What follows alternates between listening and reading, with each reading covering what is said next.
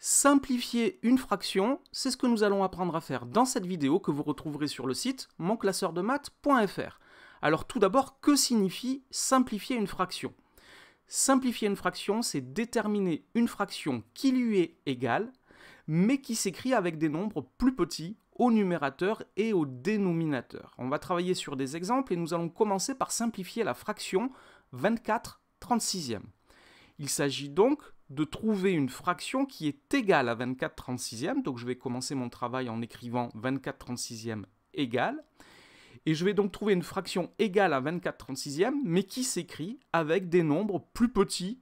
Alors plus petit que 24 au numérateur et plus petit que 36 au dénominateur. Et pour faire ça, il faut connaître la propriété qui nous dit que si on multiplie ou si on divise le numérateur et le dénominateur d'une fraction par un même nombre différent de 0, alors on obtient une fraction qui lui est égale. Alors ici, il s'agit donc de trouver des nombres plus petits, donc il va falloir diviser 24 et 36 par un même nombre différent de 0. Donc je me pose la question, quel nombre divise à la fois 24 et 36? Alors ici, je vois que 24 et 36 sont deux nombres pairs, donc ils sont tous les deux divisibles par 2. 24, c'est 12 fois 2, 36, c'est 18 fois 2. Je vais donc pouvoir diviser 24 et 36 par 2, ce qui me donne 12/18. Je déduis de cela que 12/18 est une écriture simplifiée de 24/36. On peut dire aussi que c'est une forme simplifiée de 24/36. Alors ce que nous venons de faire est correct, mais je vois que 12 et 18 sont aussi de nombres pairs, donc je pourrais sans doute simplifier une nouvelle fois par 2. En fait, ce que nous allons faire, c'est que nous allons essayer de simplifier au maximum la fraction. C'est-à-dire qu'on va répéter le processus que nous venons de faire, c'est-à-dire de diviser le numérateur et le dénominateur par un même nombre, jusqu'à ce que ça ne soit plus possible, jusqu'à ce qu'on obtienne une fraction qu'on ne puisse plus simplifier. Alors, on va simplifier au maximum la fraction 24/36, et on va continuer là où nous en étions, c'est-à-dire que nous avions trouvé une forme simplifiée qui est 12/18, et maintenant on va trouver une forme encore plus simplifiée. Donc nous venons de dire que 12 et 18 sont deux nombres pairs. Donc je vais pouvoir simplifier par 2, puisque 12 est égal à 6 fois 2 et 18 est égal à 9 fois 2. Donc je divise par 2 12 et 18, ce qui est égal à 6/9. Ça me donne une fraction égale à 6/9. Donc là j'ai une nouvelle forme simplifiée, mais je vois que 6 et 9 sont tous les deux dans la table de 3, puisque 6 c'est 2 fois 3 et 9 c'est 3 fois 3. Je peux donc diviser 6 et 9 par 3 et j'obtiens la nouvelle fraction qui est 2/3. Et cette fraction-là, je ne peux plus la simplifier. Il n'y a pas de diviseur commun à 2 et à 3, mis à part 1, mais si je divise 2 et 3 par 1, je retombe sur la même fraction. Donc on a fini le travail de simplification. Donc 2/3, c'est l'écriture la plus simple de 24/36. Et une fraction qui ne peut plus être simplifiée, on dit qu'elle est écrite sous sa forme irréductible. On parle de fraction irréductible quand on ne peut plus simplifier la fraction. On dit donc que 2/3 est la forme irréductible de 24/36.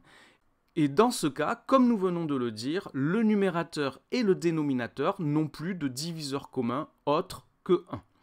Alors, on va travailler sur d'autres exemples et nous allons maintenant simplifier au maximum la fraction 90/300. Je vais donc chercher des fractions égales à 90/300 en divisant successivement le numérateur et le dénominateur par un même nombre. Alors, je vois très vite ici que 90 et 300 sont des multiples de 10, puisque 90 c'est 9 fois 10 et que 300 c'est 30 fois 10. Je vais donc pouvoir simplifier le numérateur et le dénominateur par 10. Je divise donc 90 et 300 par 10, et ça me donne 9/30. Je sais que 9 et 30 sont tous les deux dans la table de multiplication de 3, puisque 9 c'est 3 fois 3 et 30 c'est 10 fois 3. Je vais donc pouvoir simplifier le numérateur et le dénominateur par 3, ce qui me donne 3/10. Et 3 et 10 n'ont pas de diviseur commun, donc le travail est terminé. J'ai trouvé la forme la plus simple de la fraction 90/300. Il s'agit de 3/10. Alors évidemment, on aurait pu ici aller un petit peu plus vite, et en fait ça va dépendre de ce que l'on arrive à voir comme diviseur commun au numérateur et au dénominateur.